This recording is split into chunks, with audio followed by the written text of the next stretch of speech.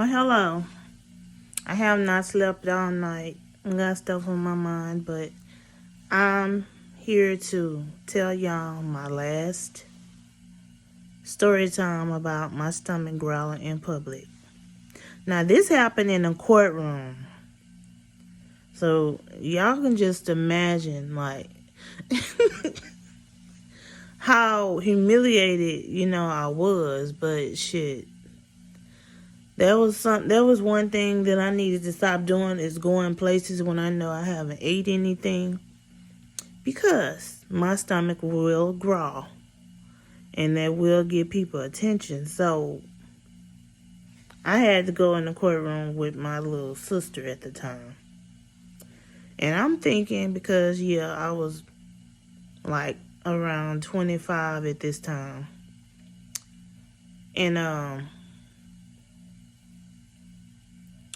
I had to go in the courtroom with I think it was a speeding ticket that she was in court for. I was there for support.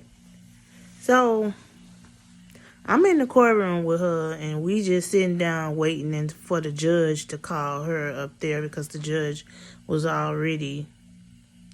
had just came in the courtroom and took her seat.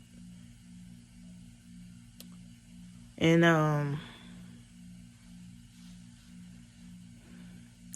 I be getting anxiety, and that happens to me a lot. That's another reason why my stomach is always growling. Like being being in a crowded room full of people, that's just something that just happened naturally. But this happened. So me and my little sister were sitting in the courtroom. And we were sitting next to this Caucasian guy. And all of a sudden, the room was quiet. The room was quiet somewhat because there was a bunch of people in there. But the room was quiet on the section that me and my little sister was sitting at. So, all of a sudden, my stomach made a noise.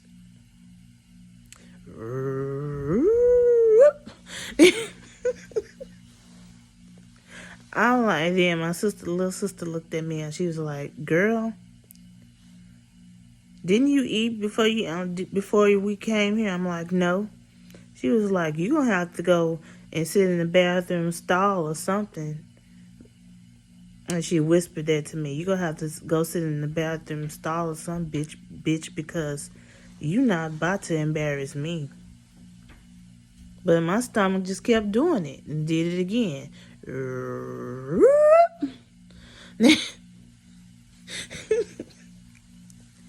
And she was laughing.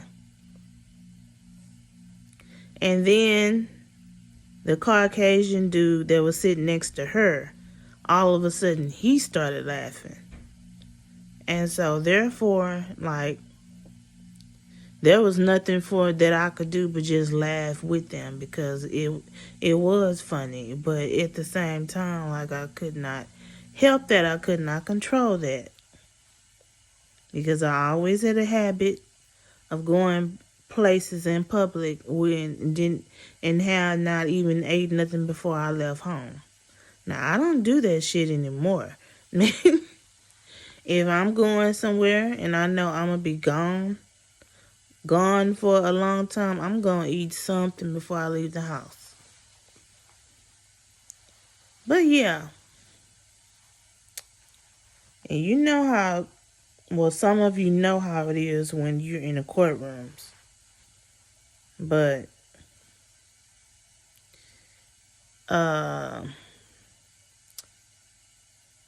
I was really glad that it was only her and the Caucasian man who heard my stomach growling because everybody else was so busy talking, and then the courtroom was so crowded.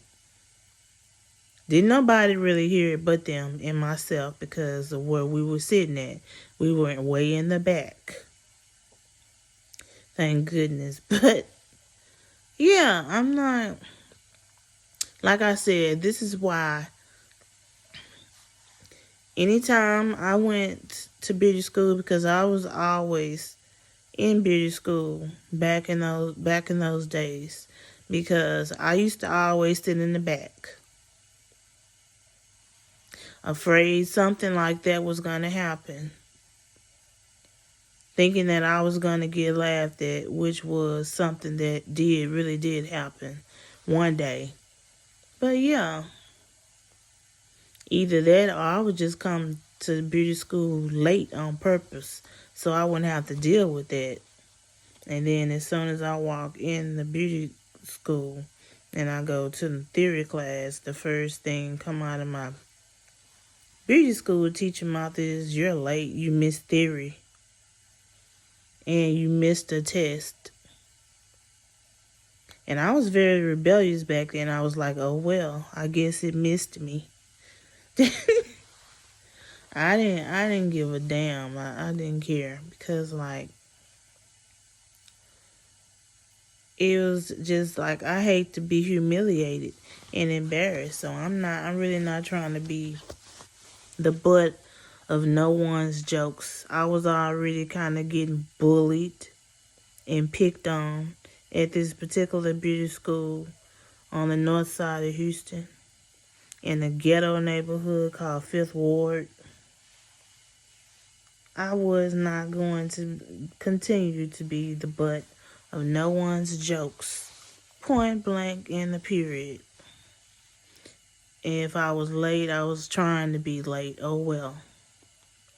But yeah, I would have graduated from that beauty school if I wouldn't have came late on missed days the way that I was doing. Because back then, even though I wanted to earn my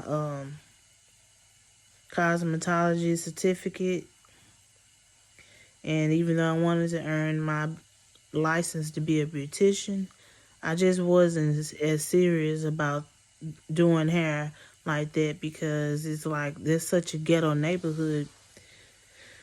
People there in my classrooms and my peers and stuff just made it hard to come to beauty school and be cheerful and like be willing to like try and pursue something that's gonna make you some money one of these days. Now, I did learn how to sew in hair. I know how to do that by heart. When it comes to braiding, nah, that's not my strong suit. I can't braid like that. But I can do a mean flat iron. I know how to flat iron really good. And I still have this Marcel kit that I kept ever since the year 2005. That it was a going away gift, because I was leaving that beauty school. And they gave me this Marcel iron kit. And I still have it to this day. But yeah, I'm about to end this video. That was my last story about my stomach growling in public. I hope y'all enjoyed it. I hope y'all got a good laugh. And you got your tee-hee and the ha-has on. Like, it was what it was. It is what it is. It happened. I'm only human, not a robot. But I'm about to end this video. I hope y'all enjoyed it. Until then, y'all stay blessed.